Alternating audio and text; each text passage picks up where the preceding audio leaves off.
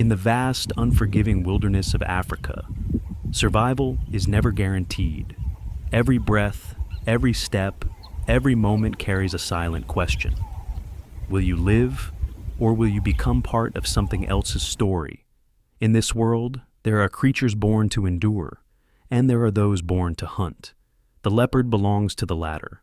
It is not the loudest predator, nor the largest, nor the fastest over long distances. But none of that matters, because the leopard does not rely on chaos. It relies on certainty. It is the embodiment of precision, of patience, of absolute control, a shadow that does not announce itself, a presence that does not ask for attention. It simply waits, and when it chooses to act, it does so with a level of focus that leaves no room for hesitation. In the hierarchy of predators, the leopard stands alone, not because it dominates the land, but because it masters the moment. There is no wasted movement, no second chances needed, no warning given. To encounter a leopard is to stand at the edge of something final. And yet, even in a world shaped by such perfection, there exists another kind of power, a very different kind. Not born from silence, but from connection. Not forged in solitude, but in unity. The baboons. They are not built like hunters. They do not carry the elegance of a predator, nor the refined lethality of sharpened instincts. At first glance, they seem ordinary, just another group moving through the endless rhythm of the African landscape. But appearances in the wild are often misleading, because what baboons lack in individual dominance, they replace with something far more complex, something far more resilient. Each member of the troop is not alone. Each one is part of something larger, something shared, something deeply understood. They do not survive because they are stronger. They survive because they are together. In their world, there is no separation between the individual and the group. Every glance, every subtle movement, every sound carries meaning. It is a language without words, a system without structure. And yet, it works with remarkable precision. When danger approaches, it is not faced by one. It is felt by all. And in that moment, something shifts. Because in nature, fear can divide, or it can unite. For the baboons, it does something else entirely. It awakens something ancient, something instinctive, something that reminds every member of the troop that survival is not a solitary act. It is a collective responsibility. The leopard understands fear. It uses it, shapes it, controls it. Fear is what breaks herds, what scatters the weak, what creates opportunity. But what happens when fear does not break the group? What happens when it binds them instead?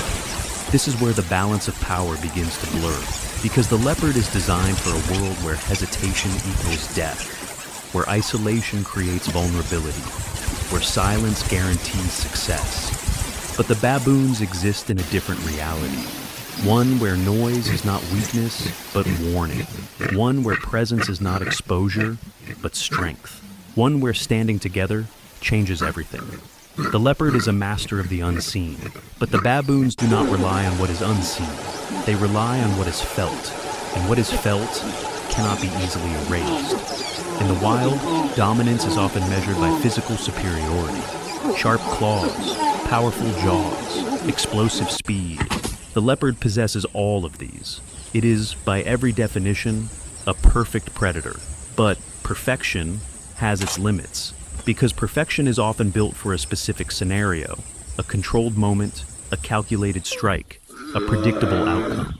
And when that moment changes, when the variables shift, when the expected becomes uncertain, even perfection can falter. The baboons are not perfect. They are chaotic, unpredictable, emotionally driven. But that chaos is not a flaw. It is a form of adaptability, a living, breathing response to a world that refuses to stay still. Where the leopard seeks control, the baboons embrace reaction. Where the leopard depends on isolation, the baboons thrive in numbers. Where the leopard operates in silence, the baboons exist in connection. And in that contrast lies the true conflict. Not between predator and prey, but between two entirely different philosophies of survival. One built on precision, the other on unity. One shaped by solitude, the other by community. In many encounters across the wild, The outcome is already decided before it begins. The stronger wins, the faster survives, the sharper prevails. But here, the rules are different, because this is not just a test of strength, it is a test of cohesion, of awareness, of whether a group can become more than just the sum of its parts, and whether a lone predator, no matter how skilled, can overcome something it cannot divide.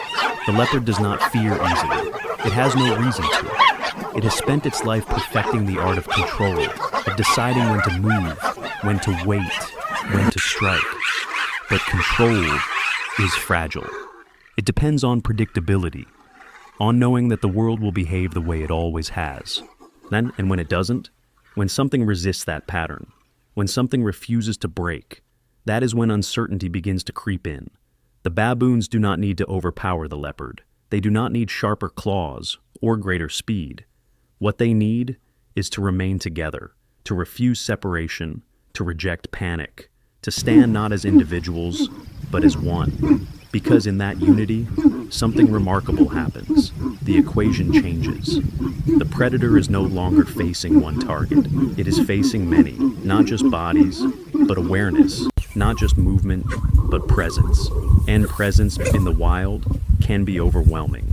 There are moments in nature where survival is not about dominance. It is about resistance, about refusing to yield, about creating a force that cannot be easily dismantled. The baboons become that force, not through strength, but through solidarity.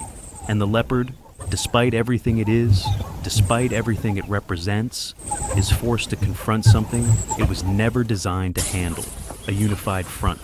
Because even the most precise hunter cannot control what refuses to be controlled. And even the most lethal predator must sometimes recognize that not every battle can be won. This is the raw truth of the wild. There are no guarantees, no absolutes. No creature, no matter how powerful, exists without limits. The leopard remains what it has always been, a symbol of silent death, a master of the hunt, a creature of unmatched precision. But the baboons remind us of something deeper. That survival is not always about being the strongest. Sometimes it is about standing together long enough to make even the inevitable hesitate. In the end, the wilderness does not belong to the fastest, or the fiercest, or even the most perfect. It belongs to those who adapt, to those who endure, to those who understand that in a world where everything is trying to survive, the greatest strength is not always found in solitude. Sometimes it is found in each other.